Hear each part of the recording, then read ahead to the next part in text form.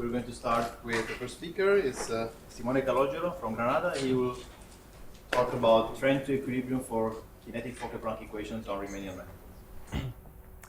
Thank you. First of all, I would like to thank the organizer for giving me the opportunity to present this work in this very nice conference. And yes, my talk is about trend to equilibrium for a class of Fokker-Planck equation, kinetic Fokker-Planck equation, on Riemannian manifolds. But before I go to that, I would like to spend some time of my talk to give a little background on the problem and some history, although I will refer only to very few works because there are many, many works on this area. So I apologize if I'm not so exhaustive in the reference. So what happened? Okay.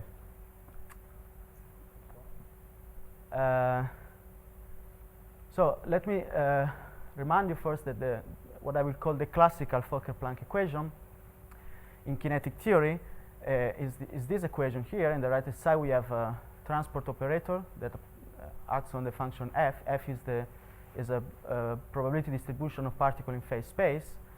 And in the right hand side, we have the Fokker-Planck operator, which contains two parameters, beta and sigma. Beta modulates the friction of the particles, and sigma modulates the diffusion. And this equation, this operator is degenerate in the sense that it only acts on a subset of the variable, only in the momentum variable. So there is no diffusion in the special variable. So the interpretation is that you have, for instance, one of possible interpretations is that you have particles immersed in a fluid which is in thermal equilibrium, and the temperature of the surrounding bath is given by this formula, so sigma over beta k, where k is Boltzmann constant. And many applications, in particular Fokker-Planck equation provides a kinetic description of Brownian motion, but variants of this equation you can find in astrophysics, biology, many other fields and area of science. So it is well known that the joint effect of diffusion and friction leads the system to a thermodynamical equilibrium that in this case is described by a Maxwellian distribution. Okay, so for t goes to infinity, the system relaxes to which is the unique steady state solution of the system. Now the question we are concerned with is how fast the solution converges to this global equilibrium. And let me start again to recall you that what happens in the simplest case. So in the simplest case, I mean, I restrict now to spatially homogeneous solutions, so I forget about the special variable. So the f depends only on the time variable and the momentum. Then this case is much simpler because now the diffusion is over all variables. The equation is no longer degenerate. And moreover, of course, there is no transport term in the left-hand side. So in this case, it is well known, it's been known for a long time, that the solution converges in time to the Maxwellian with exponential rate. And the convergence holds in many different ways. For instance, in the L1 norm, you can find a lot of other convergence types in this paper by Carrillo and Toscani. Now, so if we try to increase the level of difficulty, the most natural generalization is to consider the following equation. So here still I'm in the spatially homogeneous setting. So f depends only on time and momentum. And here I introduce a diffusion matrix, D, which is assumed to be positive definite.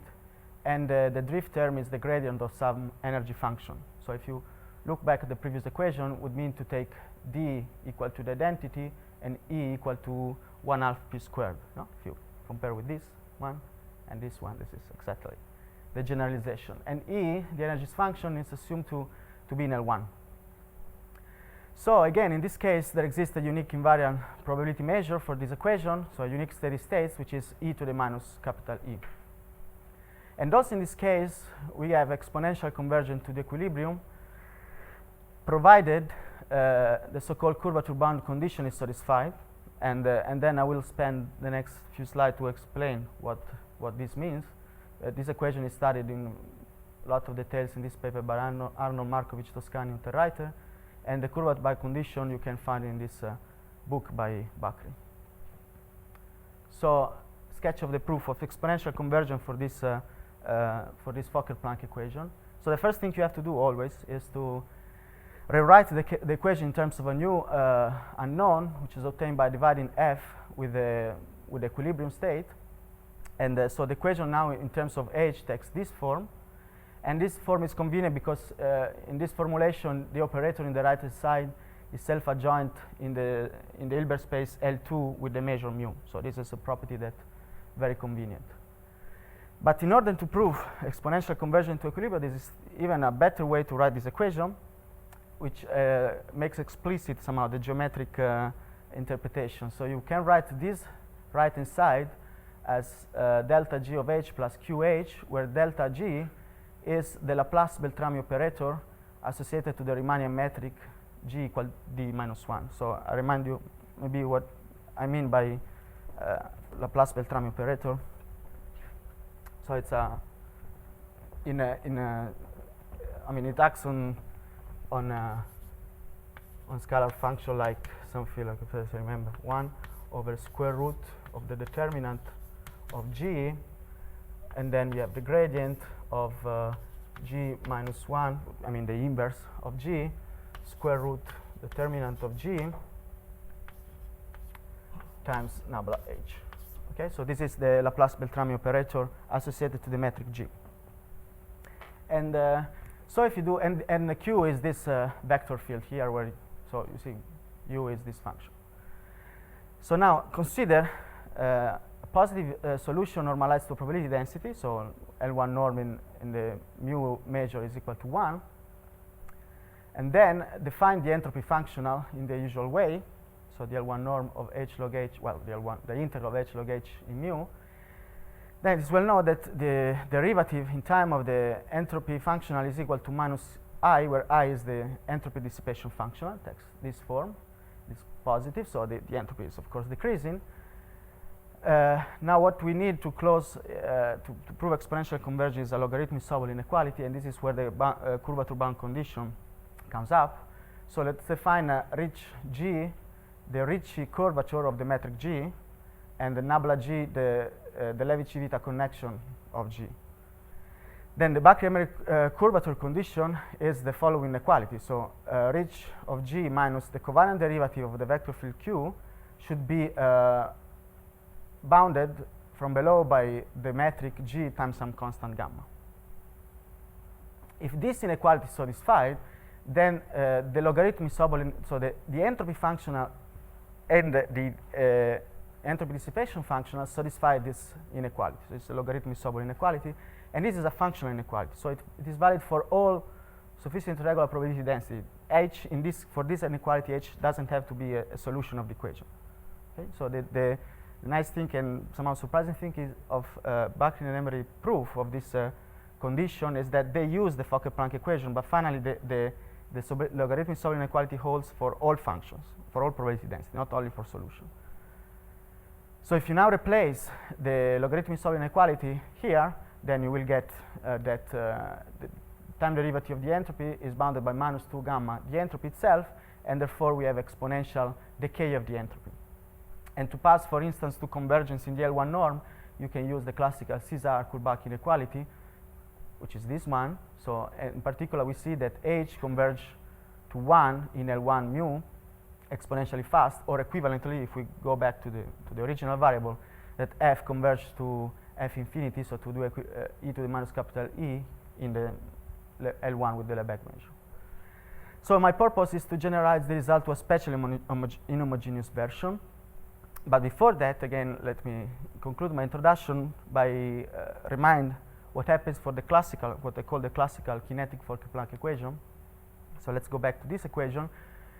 And for simplicity, I take x in a torus. So I consider periodic boundary condition, but you can do that also if you take x over all space and you introduce a confining external potential. But for simplicity, I restrict to this case. So also in this case, you have convergence to equilibrium, exponentially fast in time, and surprisingly, the proof of this is actually a quite recent result. As far as I know, the first proof is in this paper by Aero and Neer, but maybe if you know better, please let me know. And they prove exponential convergence using spectral analysis technique. So, I mean, exponential convergence is implied in particular if you show that the Fokker-Planck operator has a spectral gap. So the largest eigenvalue is strictly negative, then you can prove convergence with exponential rate in Sobolev space. And the other more recent proof is by Villani and use entropy inequality. So it's closer in spirit to the proof that I just sketched before for the especially homogeneous version. So in my case, so I will use the entropy method, and okay, so the remark, you can do this also with an external infinite potential, and I consider this equation here. Okay, so again, the difference with the previous equation is that, first of all, I allows for a general velocity field in the transport term. The two most interesting applications are the classical velocity field, like in the previous equation, and the relativistic velocity field, of course. And in the right-hand side, again, I have a diffusion matrix D and energy function E. Okay. And again, the equation is degenerate because diffusion is only in the momentum variable. So as before, first thing you want to do is to pass to the new variable h to have a self-adjoint operator on L2, and then the equation takes this form. Well, now I denote by delta p the Laplace-Beltrami operator associated to the metric G equal to the inverse of D. So even if I don't write G here, this is always to be, this operator is this one that I wrote in this blackboard. Okay? This should be a capital G. So, well, now I just take it a small g. Okay, this.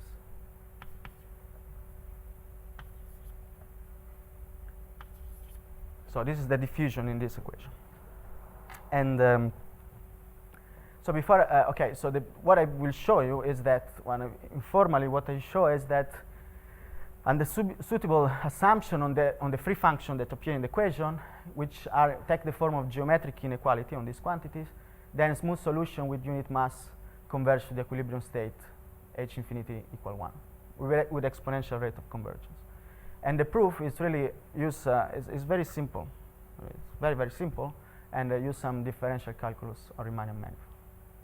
So the more or less, again, informal statement of the theorem, I will be more precise later, is that if you take a solution of this equation with the initial data, which is normalized for probability density, then there exists two constants, capital C and capital lambda, which can be explicitly computed, if you like, such that the entropy functional decays exponentially in this way.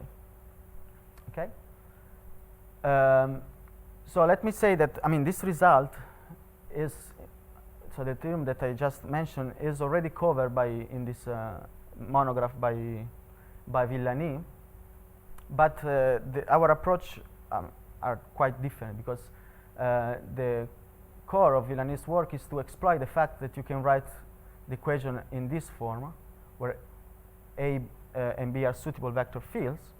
Okay, so I mean, there is no geometry here. Just write the equation in this form, and then Villani's work is based on studying the commutator and the iterated commutator of these vector fields. So this approach is very natural if you are interested in the regularity property of this operator in the right-hand side, because this is what you want to do according to Ormando's theory of hyperelliptic operator.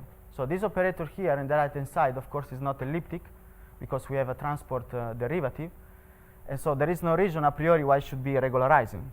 No? So roughly speaking, hyperelliptic means that Lu in C infinity implies U in C infinity, no? Like a classical elliptic operator. But there is no reason why this should happen a priori for this operator L here, because in the x variable we just have a transport term. So, but the idea of Ormander's, Ormander's theory says, well, if this doesn't happen, then take these commutators many times until these vector fields that you have generated span the whole space. No? If this happens, which is actually equivalent to say that you have an elliptic operator generated by these vector fields, then the original operator, which is this one, is it behaves like is regularizing. So this is what means hypoelliptic. In itself is not elliptic, but by taking commutator, you arrive to a regularizing operator. Okay, so the message is, if you are interested in regularity properties of the equation of the solution, then this is the natural thing to do. But if you are interested in the exponential convergence, the trend equilibrium for the equation, it is not really convenient. The reason is that, if you are familiar with Villani's work, you will see that the use of commutator leads inevitably to very heavy and sometimes obscure calculation. And this is not just my opinion. Villani himself in his monograph says that the calculations are quite surprising why these things happen, and he says that this might be an indication that a more appropriate formalism is still to be found. And the formalism of differential geometry that I use, I think, is better because it helps to clarify the meaning of many long expressions that you can find in Villani's work. And there is also other advantages of the geometric framework, but let me say this is probably the best one. So, nevertheless, I shall use many ideas introduced by Villani in his monograph. Okay. So, what are the assumptions? Let's say in the theorem said under suitable assumption. Now I will tell you what the assumptions are. So again, I remind you the equation is this one, where this is this operator on the blackboard, and W is the vector field gradient of log U, where U is determined by the energy function E. Okay, so it's the equilibrium. E to the minus E is the equilibrium of the equation. And remind you that, so as I said before, the Bakry-Emery-Ricci tensor is defined in this way. So it's the Ricci curvature of the metric minus the covariant derivative of this vector field W, which, using the definition of W, you can write it in this way. This is so the Hessian of the function log U, where this Hessian, of course, contains the metric. So it's a second-order operator, so it depends on the metric. And as I said before, in the specially homogeneous case, you only need, the only assumption that you need is a bound from below of this tensor by a constant times the metric. In this case, so in an especially inhomogeneous case, what you need is a bound from below, as before, but also bound from above of the Bakry-Ricci-Emery tensor, so that there exist constants sigma 2 and sigma 1 such that the Bakry-Emery-Ricci tensor is bounded below and above by the constant times the metric for all vector fields in Rn. So this is the first assumption. Before I state the next assumption, let me introduce a definition. This is related to the fact that I have a general vector field on the transport operator.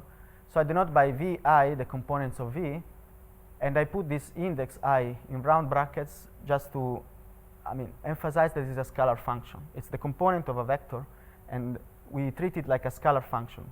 It's important because geometric differential operator acts in a different way according if they operate on functions or vector fields. So this is treated really like a scalar function. So since it's a scalar function, you can take the gradient, and what you obtain is a vector field, and then what you do is to make a linear combination of this vector field where the coefficients are the xi derivative of f. So this is now a vector field on Rn, which I denote by AXF. And so there's a remark in relativities is very common, but maybe not in other communities. So the sum, whenever you see two indexes, it means that there is a sum over these indexes. Okay. So this is a vector field in Rn, and why I denote it like this? Well, I put here an x because I want to emphasize that in the case of when v is equal to p, like the classical velocity, this is nothing but the gradient of x. Okay. So this is a generalization of the gradient of x in x of f. So why I gave you this definition, because now I define a symmetric bilinear form in Rn times Rn in this way. So as I said before, the gradient in P of Vi, are vector fields. So then I take the gradient of two Vi and Vj. These are vector fields. I can apply the metric G, so I can compute the scalar product of these vector fields in my metric G, and this will define the components of a symmetric bilinear form.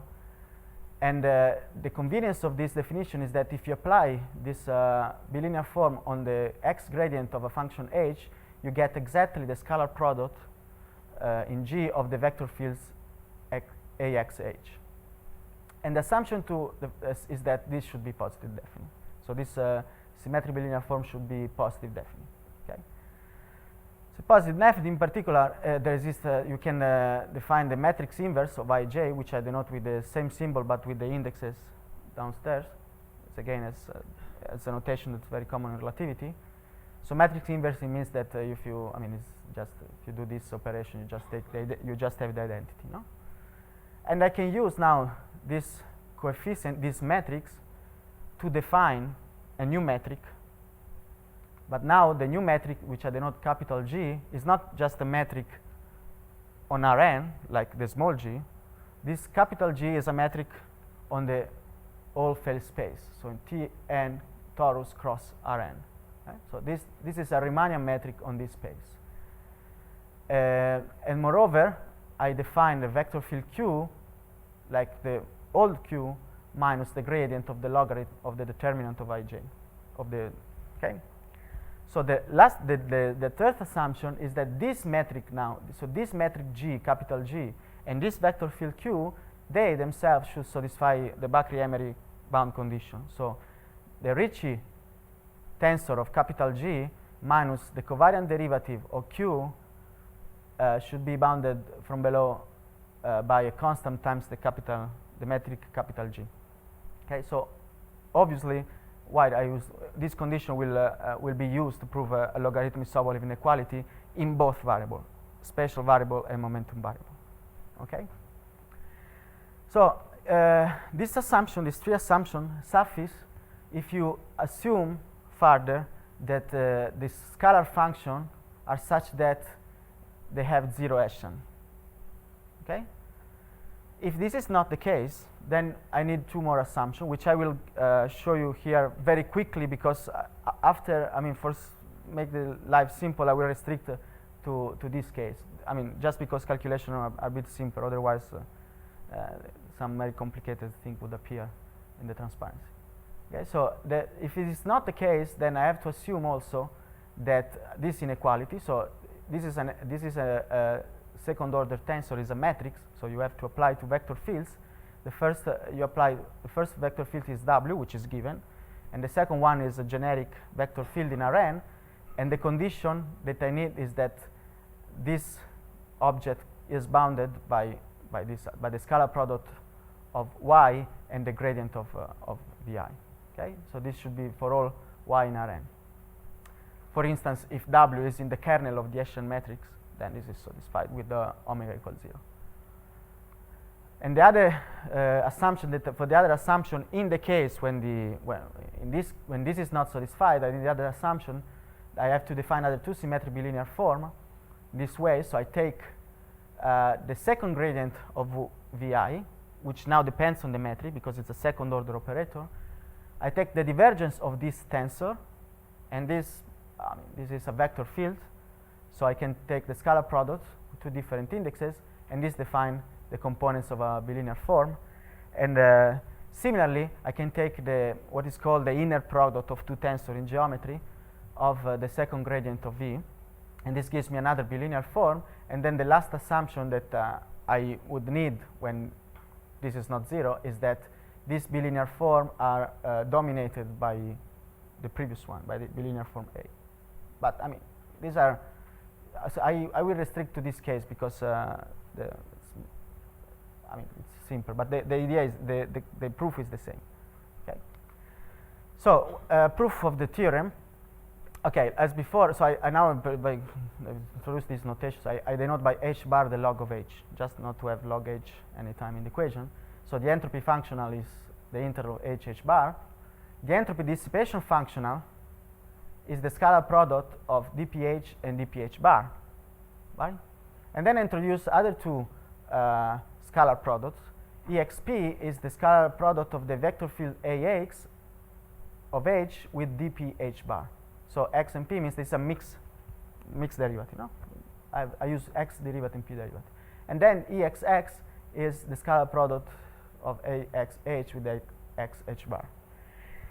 And given for constant a, b, c, and k, I define the modified entropy functional as the old entropy functional plus all these terms here.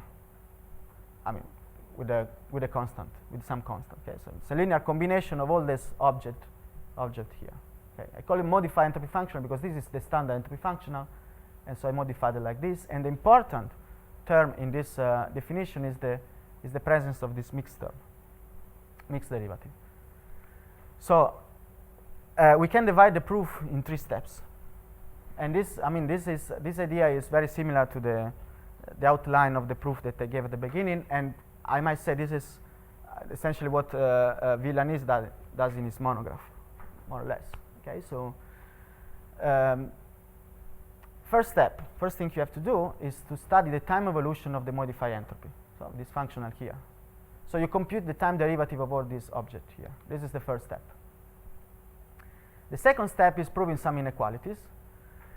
So showing that you can choose your constant a, b, c, and k so that the modified entropy dominates the standard entropy. This is important because then you can see that to prove exponential decay of this natural entropy is enough to prove the exponential decay of the modified entropy. This is easy to prove. This other inequality, it's actually trivial because just by Young inequality you can bound the mixed term by some constants times P plus some constant times xx. So this is a trivial inequality. The third thing is to show that the evolution of the modified entropy, so the time derivative, which I now denote by a dot, is estimated by minus exx plus IPP. So this is a positive quantity, and you can think of it like a weighted Sobolev norm, no? Because if you remember the definition of exx and EPP, this is EPP, so it's the scalar product of 2p gradient, and this is the scalar product of 2x derivatives. So this is nothing but a weighted Sobolev norm. And the third step is to prove a logarithmic Sobolev inequality. Well, now, I mean, we cannot expect, of course, that the entropy functional is bounded just by the entropy dissipation function. This is impossible in this case. So what you want to show is that the entropy functional is bounded by these weighted Sobolev norms. Suppose you have performed these 3 steps, be smart to do these 3 things, then now how you conclude the proof? Well, from 3 and 4, so from here and here, you get the time derivative of the modified entropy is bounded by minus d entropy. Moreover, by these 2, you also have that the time derivative by 2 and 3 again, so this dominates the term with the mixed derivative. So you also have that the time derivative of the modified entropy is bounded by all this quantity. Okay.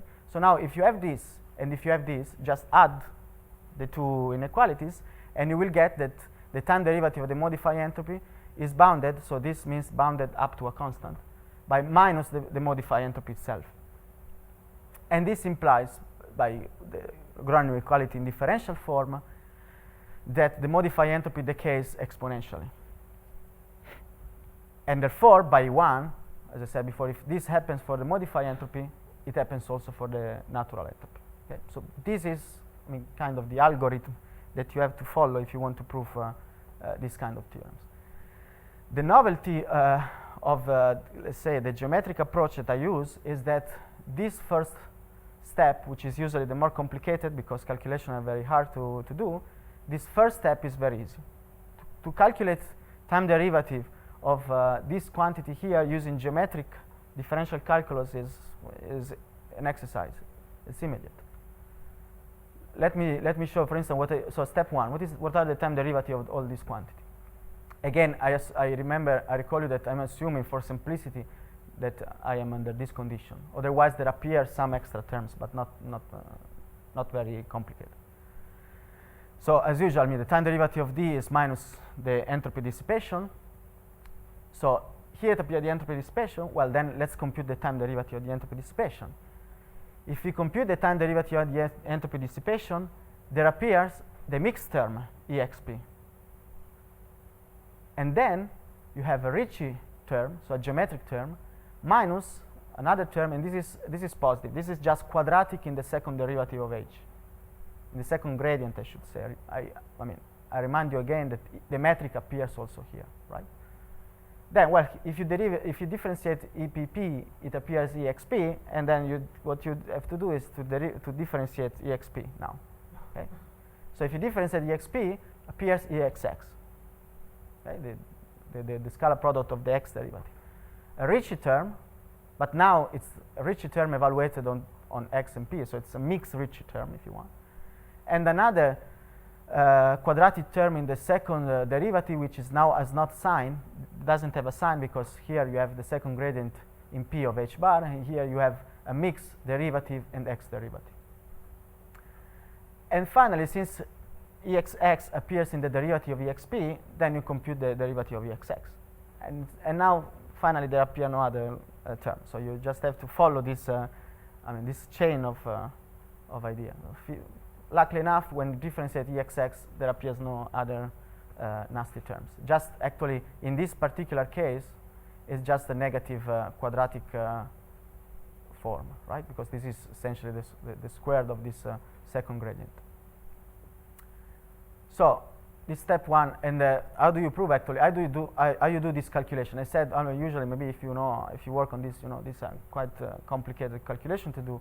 But actually here they just have to use three some more tools from differential geometry, and then calculation are very easy. The first is integration by parts identity on Riemannian manifolds.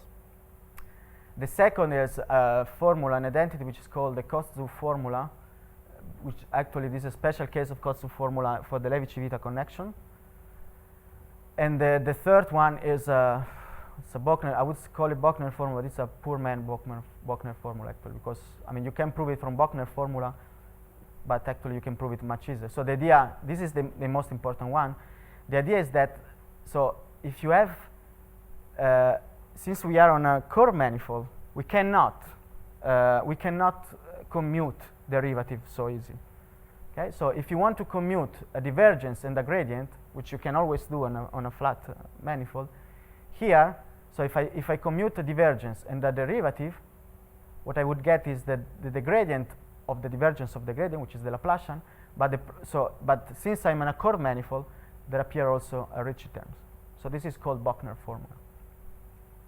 So if you use these three tools, the calculation are really, just very natural.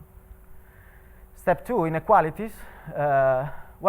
Proof that the bound from below. So the fact that so one of these inequalities was that the entropy, the modified entropy, dominates the natural entropy. This is just trivial, just a consequence of Young inequality. Okay, so the mixed term is bounded by the difference of the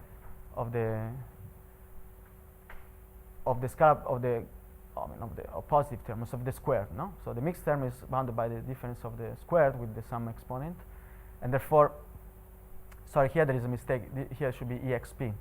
So the mixed term is bounded by these two terms, and therefore, the modified entropy, provided you choose b less or equal to the square root of a of c, this term here is positive, and therefore you have this obvious bound. Okay, so here is the first condition on the coefficient. Now to prove the bound, so the other bounds was this one,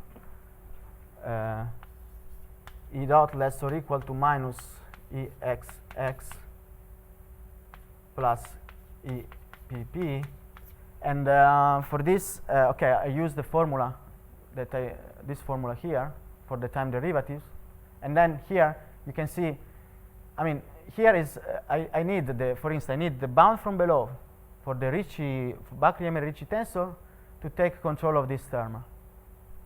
I need the bound from below and the bound from above to control these terms. This is a mixed term, so you need bound from above and from below to control it. If you are in the specially homogeneous case, this is 0, so this term does not appear. That's why you don't need a bound from above.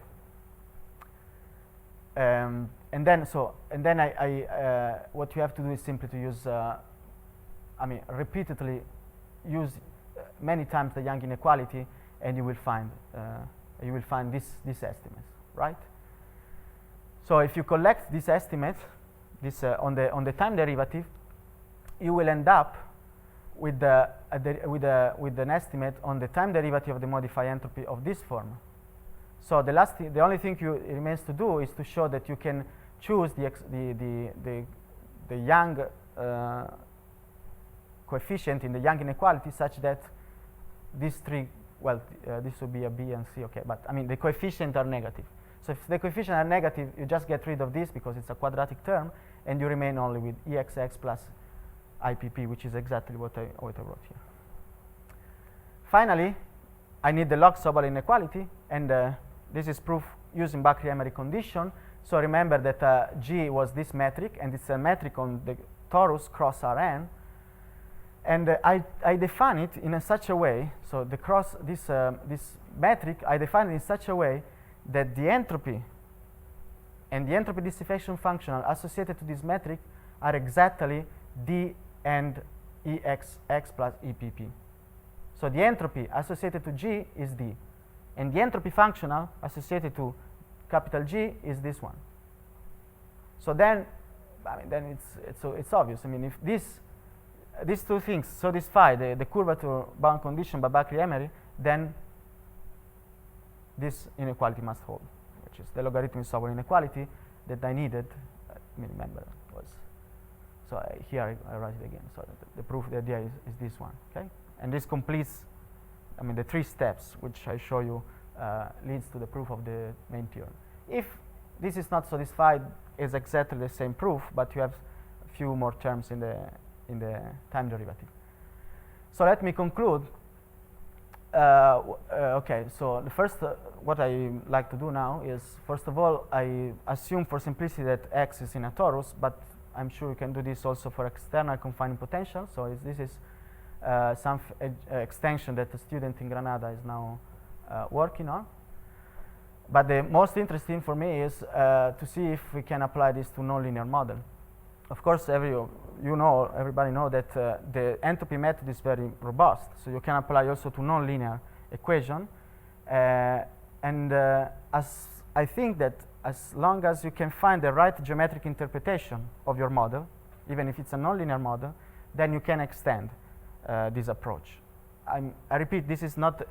I'm not really. I don't have a new method. I just have a new approach, which makes calculation easier and the condition that you need more explicit everything. So it's a more friendly approach to the problem.